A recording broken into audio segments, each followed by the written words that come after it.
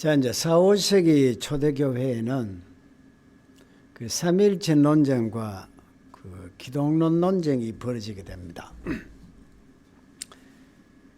삼위일체 논쟁 그 과정표를 보면은 그 알렉산드리아의 감독 그 알렉산더가 설교 중에 통일된 삼위일체의 위대한 신비에 대하여 이렇게 신격 안에 삼위의 차이가 없다 이렇게 했는데 그 장로되는 아리우스가 반대했습니다. 그래서 이제 알렉산더 감독 후임으로 아타나시우스 감독이 새로 등장해서는 아리우스와 이제 계속 싸웁니다. 아타나시우스 감독은 성자 성부 동일 본체라 했는데 그 아리우스는 양자론에 입각해서 삼위일체를 반대합니다. 이게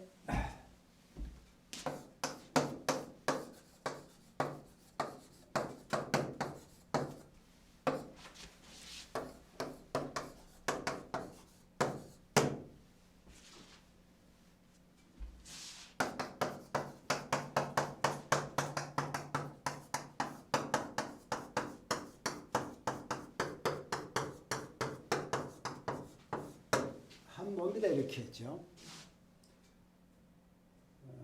또 어떤 곳에 보면 동일 본질이다 이런 표현을 하고 하는데 하여튼 성부 성자는 같은 분이다.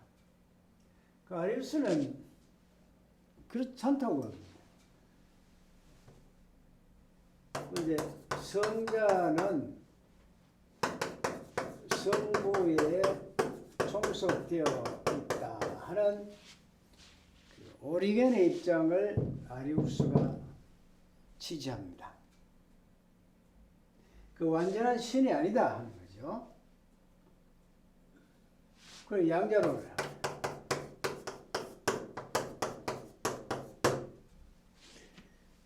그래 이제 아타나시우스하고 아리우스하고 싸우는데 아타나시우스 감독이 아리우스 장로를 그걸 해버립니다. 단죄를 해버립니다. 이단으로 정죄를 하니까 이 아리우스는 저 안디옥에 가서 자기 아는 그 감독들과 같이 아타나시우스를 상대로 해서 당신이 이단이다. 양군대 싸웁니다. 계속 싸우는데 한 70년간 싸웁니다. 그리고 한 300여 명의 종교 지도자들이 모여가지고 이 입장과 이 입장을 계속 싸우다가 나중에 이제 최종적으로 니케아 신조를 만들어냅니다. 325년이라고. 이 결론이 뭐냐면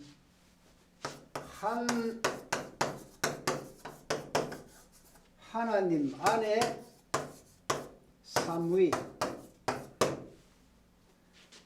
여튼 삼위 안에 한 하나님, 이런 최종적인 결정을 딱 내놓습니다. 이게 니케아 신조의 골자입니다.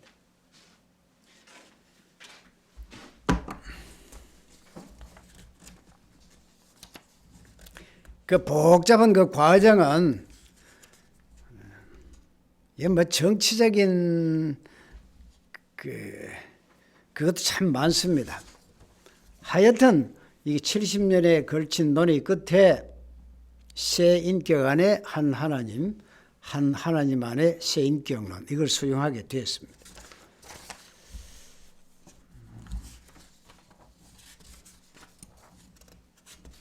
자, 그러면 니케아 신조 내용을 한번 보시겠습니다.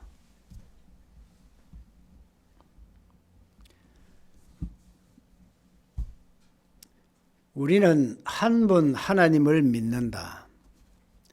그는 전능하신 아버지시며 보이는 것과 보이지 않는 것들을 만드신 창조주이시다.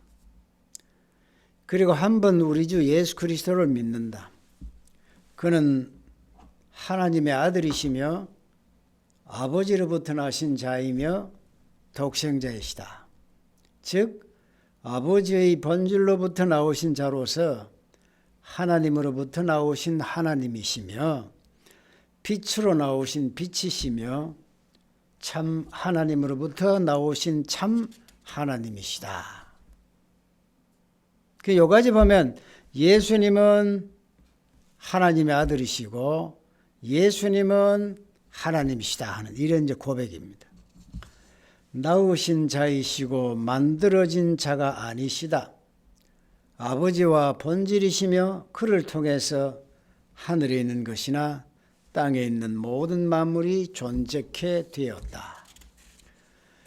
그는 사람들과 우리의 구원을 위하여 하늘로부터 내려오셨고 성육신하셨고 인간이 되셨으며 고난당하시고 3일 만에 부활하셨으며 하늘에 오르셨다. 그리고 산 자와 죽은 자를 심판하러 오실 것을 믿는다. 그리고 성령을 믿는다. 이것이 니케아 신조의 골자입니다. 콘스탄티노플 신조는 똑같은 내용인데 여기에 조금 이래 수정을 해서 콘스탄티노플 신조가 나옵니다. 내용은 똑같습니다. 그러면 이 니케아 신조가 내용이 사도신경 내용과 거의 같습니다.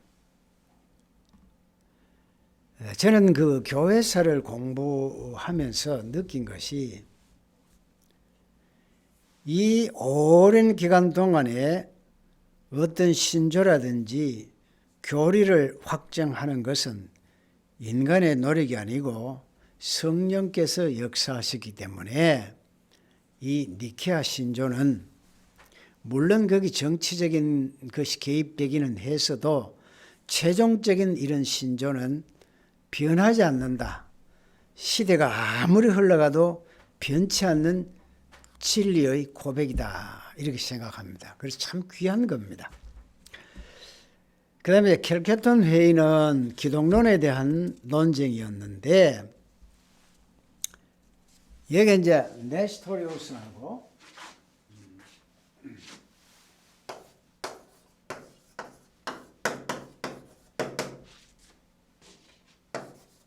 시릴 이 논쟁이 쭉 벌어집니다. 이 네스토리우스가 저 안디옥 교회의 감독입니다. 그 교황의 명을 받아서 각 교회마다 이렇게 무슨 뭔가 감독 조사를 해라 이렇게 했어요. 그 네스토리우스가 시릴에 대해서도 조사를 했습니다. 그 시릴이 감정에 상해서요. 나를 감히 조사를 한단 말인가. 이 반감을 갖고 네스토리우스에 대해서 시릴이 당신이 이단이다 하는 쪽으로 몰아갑니다. 그래서 이 네스토리우스를 교회에서 추방을 하려고 애를 썼습니다.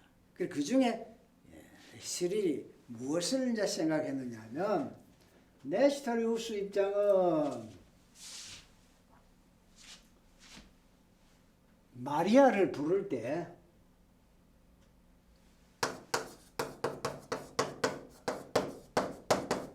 하나님의 어머니 이 입장하고 아들의 어머니 사실은 내용이 똑같은데 네스토리우스 입장은 뭐냐면 하나님이 아들이시고 아들이 하나님이시기 때문에 굳이 하나님의 어머니보다도 그만 아들의 어머니, 성자의 어머니 이렇게 부르면 된다고 가르쳤는데 시리는 여기다가 트집을 줬습니다. 어떻게? 마리아에 대한 어떤 위상을 깎아내리기 위해서 아들의 어머니라고 한다. 같은 것이면 하나님의 어머니라 하면 마리아의 그 위상이 높아질 것인데 그 위상을 낮게 취급하는 것은 네스토리우스가 이 잘못이다. 심지어 이단이다. 이렇게 이제 반격을 합니다. 이 문제를 가지고 계속 싸워서 여기는 참 정치적인 게 참 많습니다. 그래가지고 여기는 하나님의 어머니라 했고 여기는 아들의 어머니, 그리스도의 어머니 이렇게 불렀는데 지금 와서 생각하면 이게 별거 아닙니다. 이걸 계속 이제 내 편이 옳으니 너 편이 옳으니 해가지고 서로 이제 그 공의회를 늘어서는 상대방을 이단이라고 규정을 해버립니다. 이렇게 이제 여러 동안 땡기고 밀고 하다가 451년에 켈케톤에서 공의회를 열어가지고는 켈케톤 신조를 만들어 냅니다. 그리스도의 양성 교리를 채택하고 그 새로운 서방 신조로 채택합니다.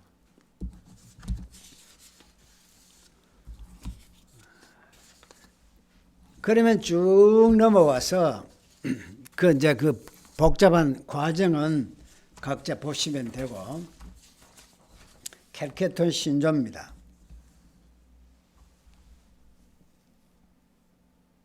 읽어봅니다. 그러므로 거룩한 교부들을 따라서 다음과 같이 가르치기로 우리는 만장일치로 결정한다. 우리 주 예수 그리스도는 한 분 동일하신 하나님이시며 신성에 있어서 동일하게 완전하시고 인선에 있어서 동일하게 완전하시고 참 하나님이시고 참 인간이시고 이성적 영과 몸을 동시에 동일하게 가지신다. 그는 신성에 있어서 아버지와 동일하시고 인성에 있어서 우리와 동일 본질이시나 죄를 제외하고 우리와 똑같다. 그는 신성에 있어서 시간 이전에부터 아버지로부터 나으시고 이게 이제 신학적인 것으로 선제사사 이렇게 하죠. 동일하신 분이 마지막 날에 우리와 우리의 구원을 위해서 동정녀 마리아에게서 나셨으니 그의 인간성에 대하여서는 동정녀 마리아가 하나님의 어머니시다. 우리는 한 분 동일하신 그리스도 아들 주님을 독생자로 인정하며 두 본성이 혼돈이 없고 변화도 없고 분리도 없고 별거도 없는 연합체로 알려졌으나 두 본성의 차이가 연합으로 인해서 결코 없어지지 않으며 각 본성의 속성은 한 위격과 한 본체 안에 다 같이 보존되고 함께 역사한다. 두 위격으로 나누어거나 떨어지는 것이 아니고 한 분 동일하신 아들로서 독생하시고 하나님의 말씀이시며 주 예수 그리스도이시다. 옛 선지자들이 예언한 대로 예수 그리스도 자신에 대해서 우리에게 가르쳤으며 우리에게 전달된 교부들의 신조가 그렇게 가르친다. 이 그 기독론에 대한 신조가 오늘날까지 하나의 고백으로서 변함이 없습니다. 이게 참 성경에 근거한 신조이기 때문에 이단을 구별하는 하나의 기준으로 삼을 수 있습니다. 자, 이제 드디어 이제 어거스틴과 펠라기우스 쪽으로 이제 넘어옵니다.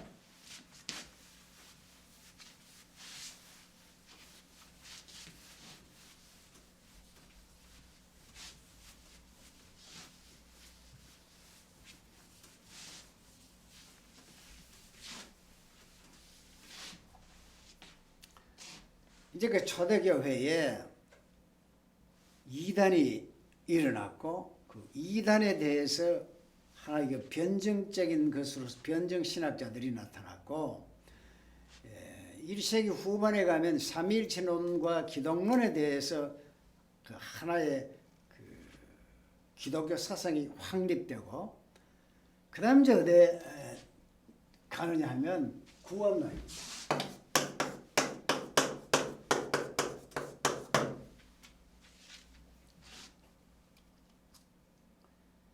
구원론에 있어서 어거스틴과 펠라기우스가 등장합니다.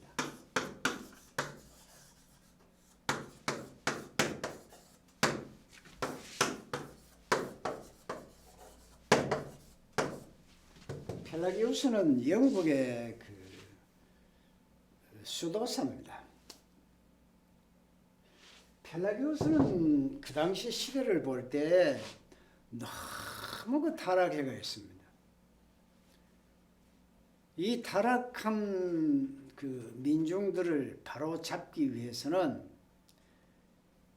인간의 그 자유의지가 있는데 이 자유의지를 통해서 얼마나 노력하느냐에 따라서 구원될 수 있다.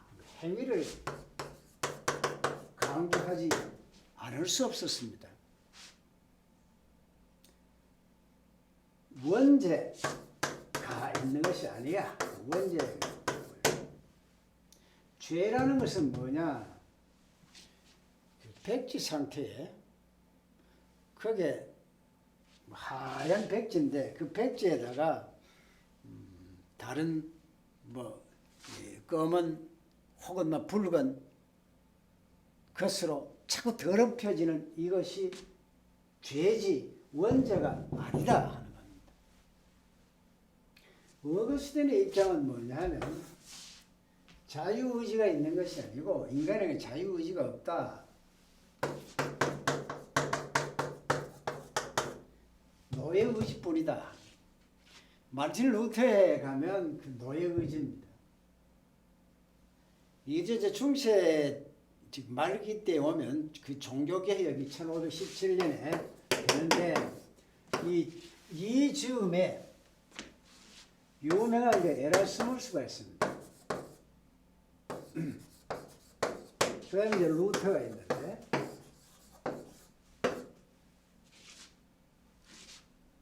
에라스무스 루터보다 18살 그 위가 에라스무스입니다.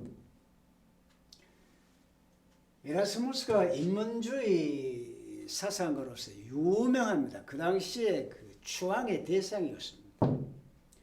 이 사람이 자유의지에 대해서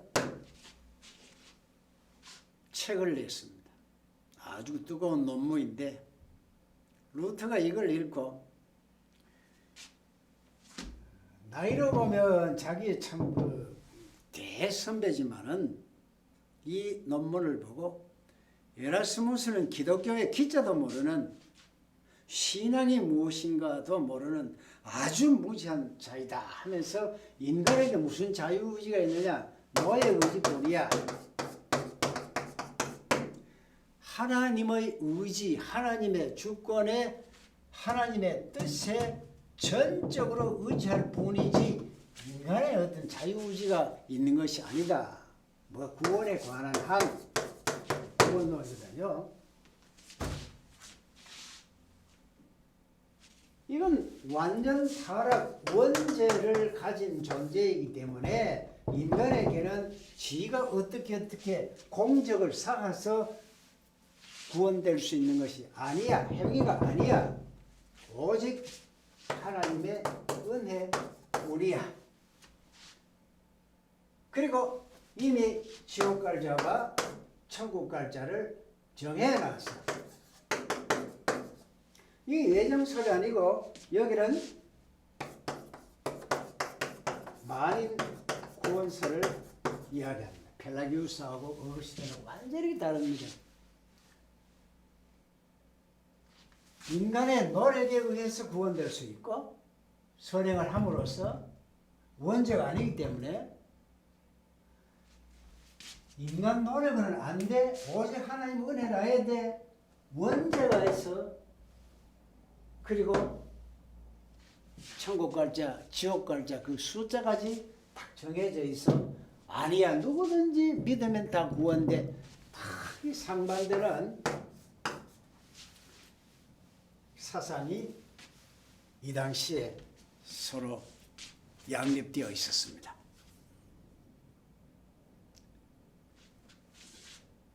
그러니까 우리가 이제 그 어거스틴이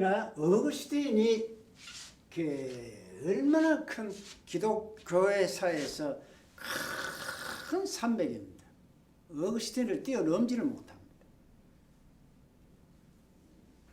마틴 루터가 종교 개혁을 해서 중세 마지막에 또 큰 산맥으로 그 등장하는 것은 어거스틴의 영향을 받았어요입니다. 루터의 그 종교 개혁의 그 근본 부르짖는 구호가 뭐냐면 어거스틴으로 되돌아가자는 겁니다.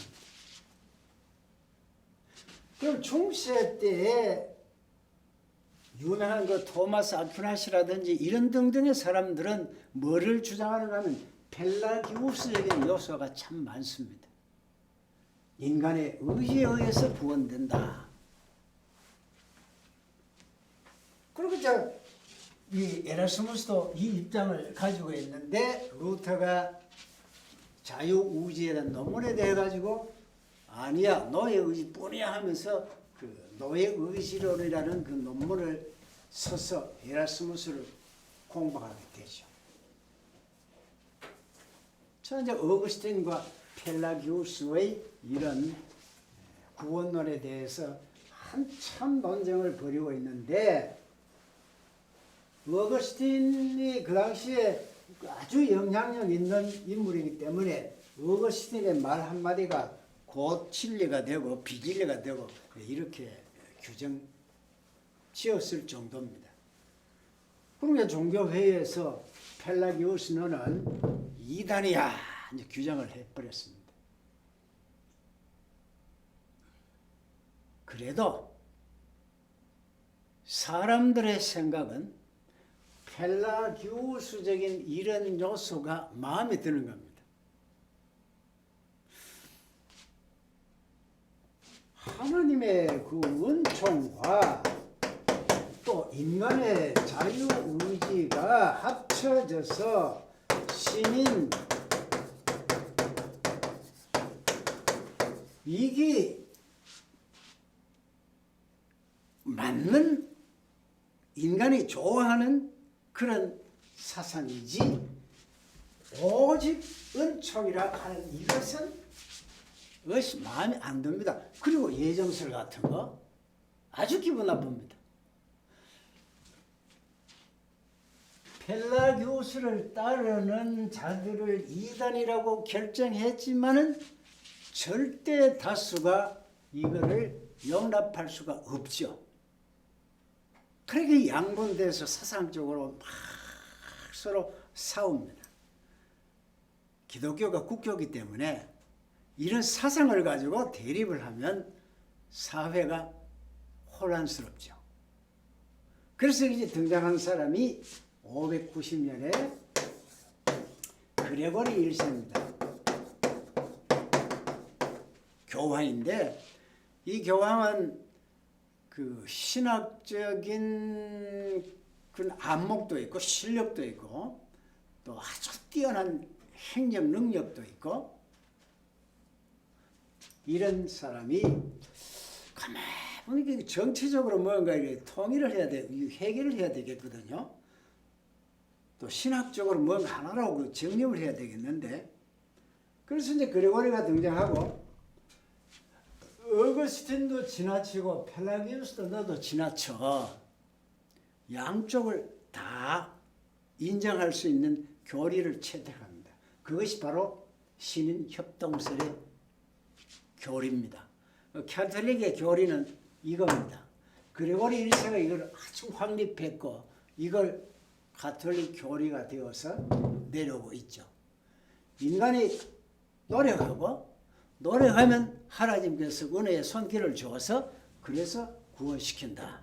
인간이 가만히 있으면 공적을 찾지 아니하면 구원되지 못한다 하는 그런 이제 입장입니다.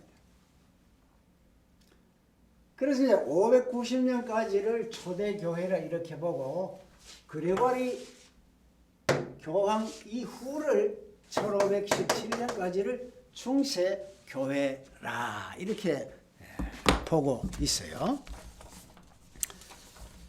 자, 그러면 이제 중세 초대교회사는 이 정도로 해서 마치고 중세교회사로 넘어옵니다.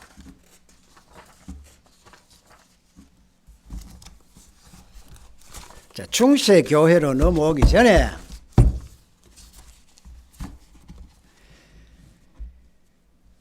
우리가 이제 동서방 교회가 이제 나누어지는데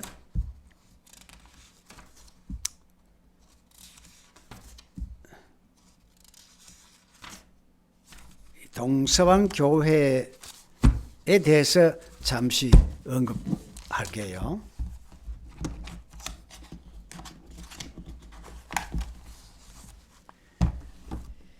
동서방 교회가 이게 왜 나누어지는가 하면은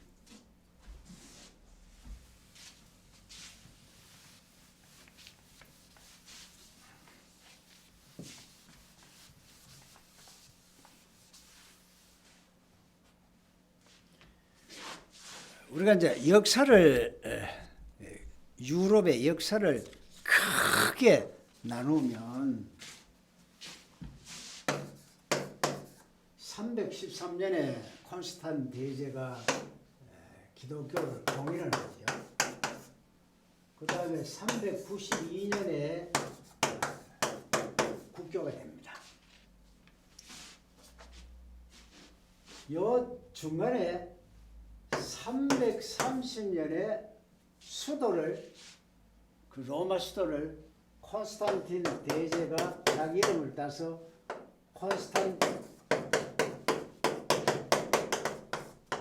이렇게 옮깁니다.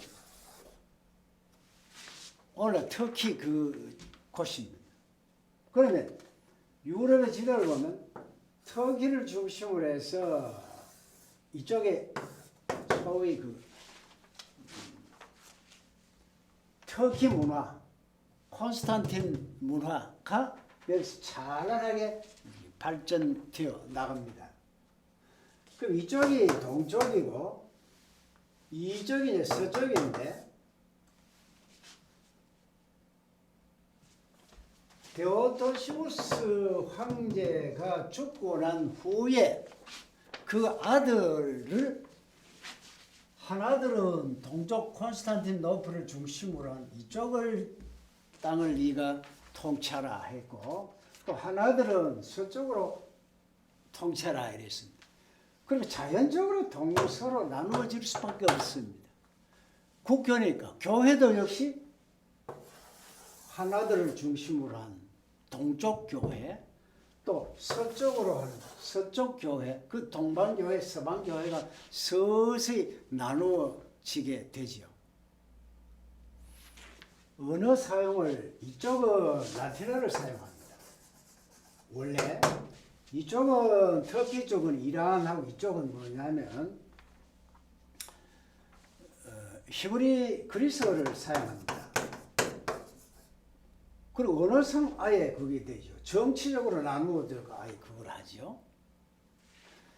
그래서 이제 동방교회, 서방교회가 나누어질 수밖에 없는데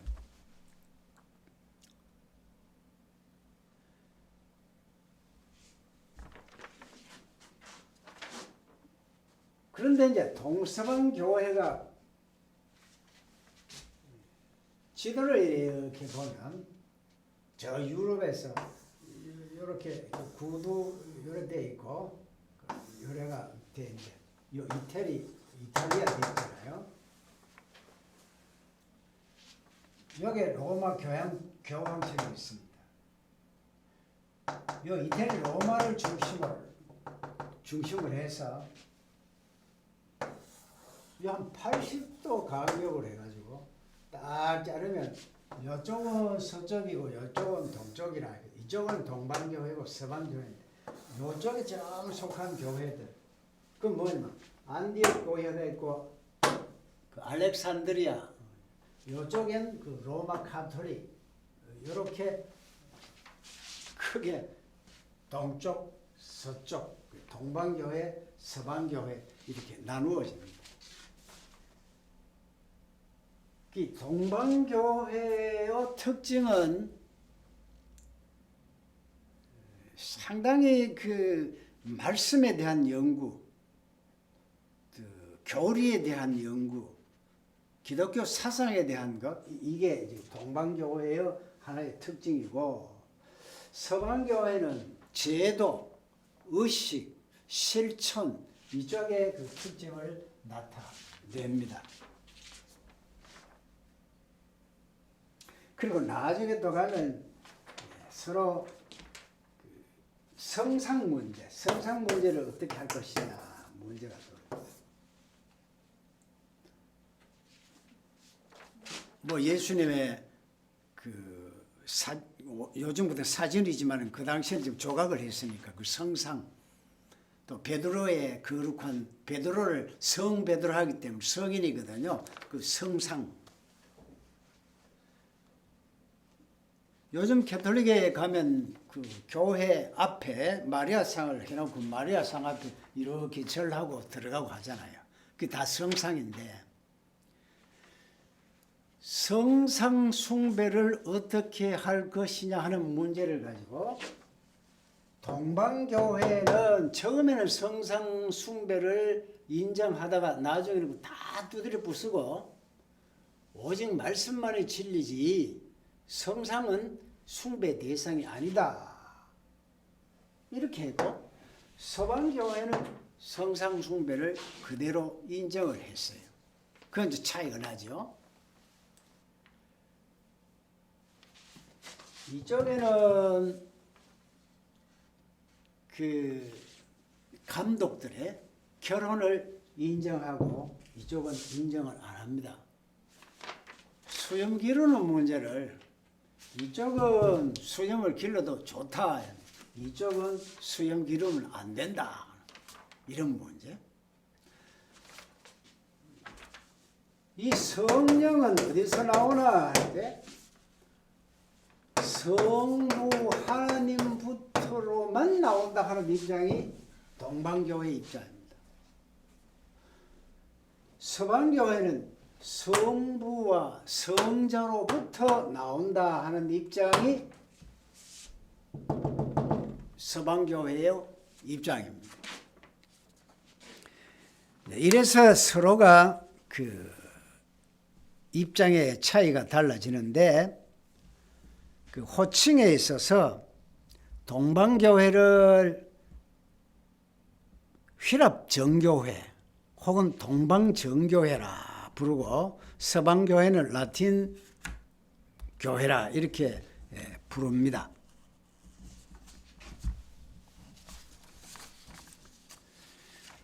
주요 교부들은 동방에는 그 앞에 우리가 다루었듯이 황금의 입이라고 하는 크리소스톰이 그 유명한 분으로 있고요. 또 유세비우스, 아타나시우스, 가바도기의 세학자 뭐 이런 분들이 있습니다. 서방교회의 유명한 분은 탁월한 행정가인 암브로시우스가 있어요. 이분은 30세에 이탈리아 상부의 통치자가 되었다가 34세에 서로마 제국수도인 그 밀란의 감독이 되었고요. 이분은 감독직에 오르자 말자 제일 먼저 그 부여했던 자기의 전 재산을 교회와 사회에 바쳤고 또 그의 사무실을 가난한 자들과 억압받는 자들에게 항상 열어 놓았습니다. 성경 연구와 금욕생활, 개방된 삶과 깨끗한 금전생활, 또 신앙과 삶이 일치했던 그의 설교는 힘이 있었고 설득력이 있었습니다. 어거스틴도 그 함부르크의 설교를 듣고 기독교 신앙으로 돌아섰습니다. 교회 권위를 국가 권위 위에 뒀습니다. 거기 특히 그의 설교는 힘이 있었고 설득력이 있었다.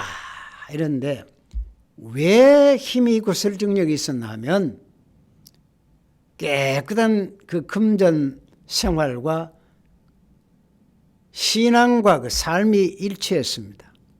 자, 앞으로 여기 목사님들이 되실 분들인데 참고로 말씀드릴게요. 제가 35살에 장로가 됐는데 한 30년 이상 쭉 교회 장로직에 있으면서 그 목사님들의 생활상을 이렇게 봅니다. 자, 그런데 그 아리스토텔레스를 우리가 공부해 보면 그 아리스토텔레스가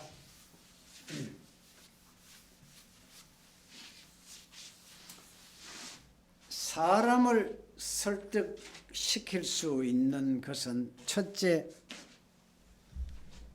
논리성이 있어야 된다. 지성이 갖추어져야 된다 이 말이죠. 뒤죽박죽 그냥 이야기하면 안 되고 아주 합리적이고 논리적이고 체계적인 그런 말을 해야만 사람을 설득시킬 수 있다. 이렇게 가르쳤습니다. 두 번째는 그것만 가지고 되는 것이 아니고 사람의 그 감성적인 그 눈물을 자아낼 수 있는 감동적인 그런 말을 해야만 설득시킬 수 있다. 이런 이야기를 또 합니다.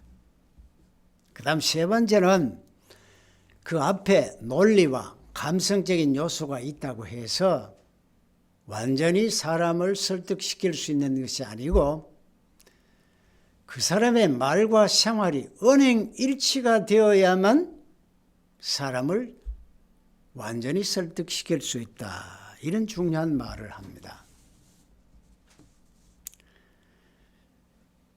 우리 설교자들이 참 어려운 것이 뭐냐 하면 설교는 그럴듯하게 말씀에 따라 잘 하는데 그 사람의 그 생활이 말씀과 일치하지 아니할 때는 교인들을 설득시킬 수가 없습니다.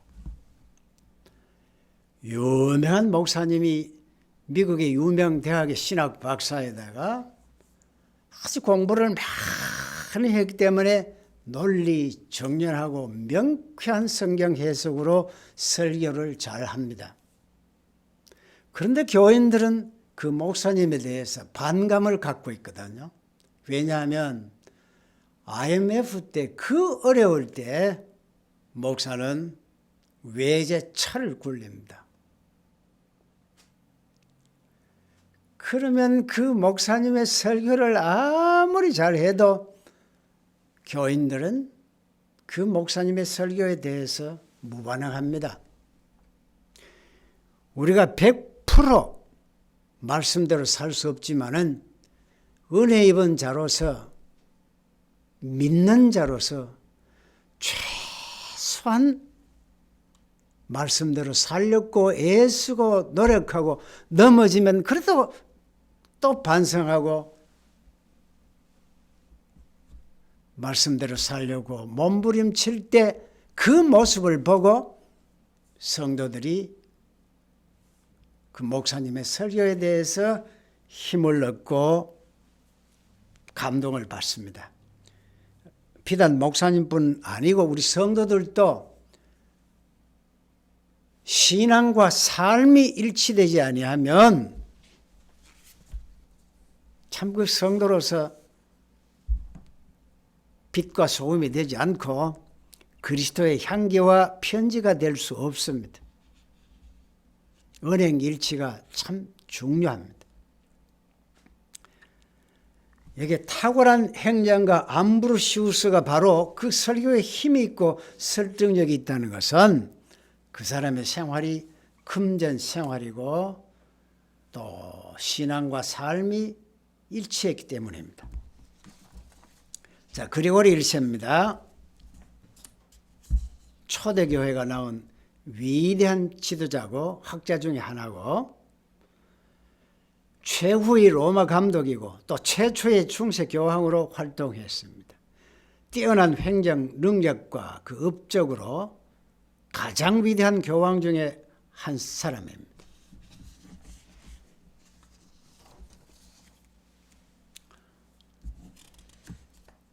그 다음에 그 초대교회 때 성경 번역의 선구자인 제롬입니다. 이 제롬이의 그 성경의 그 유명한 벌게이트 성경이 있죠. 불같은 성경. 벌게이트.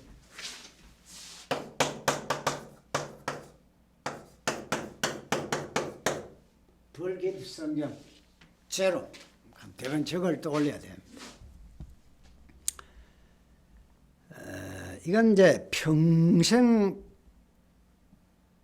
그 번역 사업을 했는데 구약 전체를 라틴어로 번역했습니다.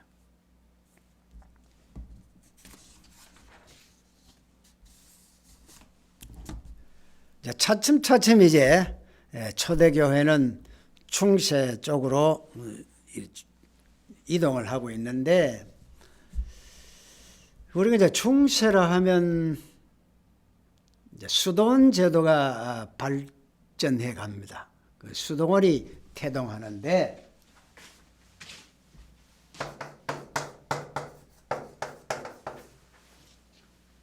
왜 이제 수도원이 등장하게 되느냐 하면 313년에 기독교 공인되고 392년에 기독교가 국교가 됨으로써 출시하려고 하면 교회로 모여들어야 됩니다. 그런데 박해가 있고 어려울 때는 신앙의 어떤 귀한 그런 것이 있었는데 편하면 신앙을 찾아볼 수 없습니다. 그래서 교회가 자꾸 타락하게 됩니다. 너무 세속화가 돼요.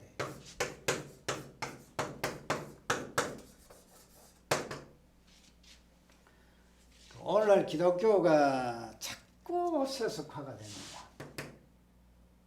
중세 접어들 때 세속화가 되기 때문에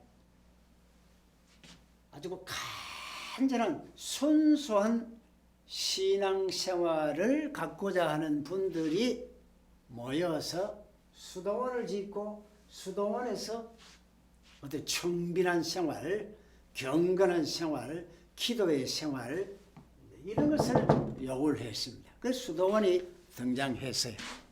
그런데 여기는 이제 동서방 수도원이 생겨났고 그 동방 수도원에서는 고독한 은둔 생활을 이상으로 해서 성욕을 제거하기 위해서 육체적으로 아주 기진하게 만들기 위해서 과도한 금욕주의를 실시했습니다. 그러나 이제 서방 수도원은 공동체 생활을 중시하고 육체적인 훈련을 통해서 세계 복음화에 힘쓰고 이렇게 했습니다. 거기에 이제 대표적인 동서방 수도원은 파코미우스, 또 대바실 동방 수도원이 있고 서방교회 수도원은 베네딕트 수도원과 켈트 수도원이 있습니다. 자, 그런데 인간이 모이는 곳에는 또 문제가 생겨나거든요. 그 수도원에 좋은 의미에서 이렇게 모였는데 이 수도원 안에서 또 부패하고 타락하고 이런 현상을 보였습니다. 그래서 이 중에서 더 잘 경건의 생활을 해보자, 사랑의 실천도 하고 이렇게 하자는 그 수도원 개혁자들이 나타났는데 머리를 팍팍 깎고 참 모범적인 생활하고자 하는 탁발 수도회라 이래가지고 도미니크 수도단 프란시스 그 수도원 이렇게 나와서 활동을 했는데 뭐 이것도 나중에 결국 뜻대로 되지를 아니했습니다. 그럼 이제 수도원이 긍정적인 평가와 부정적인 평가를 할 수 있는데 긍정적인 평가로서는 영성 훈련과 실천을 중시했습니다. 그리고 당대에 사라져가는 신학적 학문을 보존하는 데 큰 도움을 줬고요. 또 선교사를 파송하는 데에 큰 기여를 했습니다. 그러나 부정적인 것은 너무 금욕주의, 현실 도피 이런 것이 문제가 되었습니다. 그 다음에 이제 교황 제도의 발달입니다. 자, 교회가 자꾸 커집니다. 커지니까 오늘 이제 교회가 우리 보면 이제 각 교회에 목사님이 있고 목사님들이 모이는 시찰회가 있고 또 시찰회 위에 노회가 있고 노회 위에 총회가 있고 이렇게 모임이 있듯이 이 당시 이제 감독이 있고 감독이 모여가지고 감독 중에 위에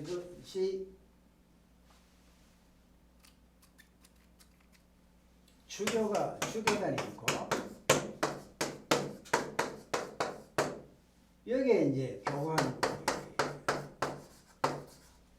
자연적으로 제도상으로 이렇게 돼 있었어요. 처음에 이제 교회 지도자를 신앙의 아버지라 해가지고 포프, 파파 이렇게 불려졌는데 나중에는 교황을 이제 파파라 이렇게 불렀습니다.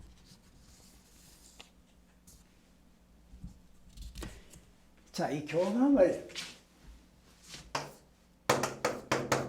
이 사도직에 대해서 어떻게 이제 생각을 하느냐 하면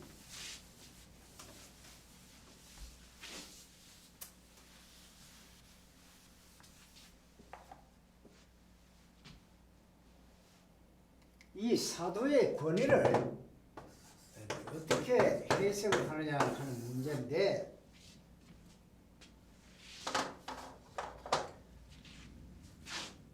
마태복음 16장 16절 그 이후에 보면 이제 예수님께서 제자들에게 묻습니다. 나를 누구라고 생각하느냐 하니까 뭐 더러는 엘리야, 더러는 뭐 세례 요한 이런 대답을 하지요.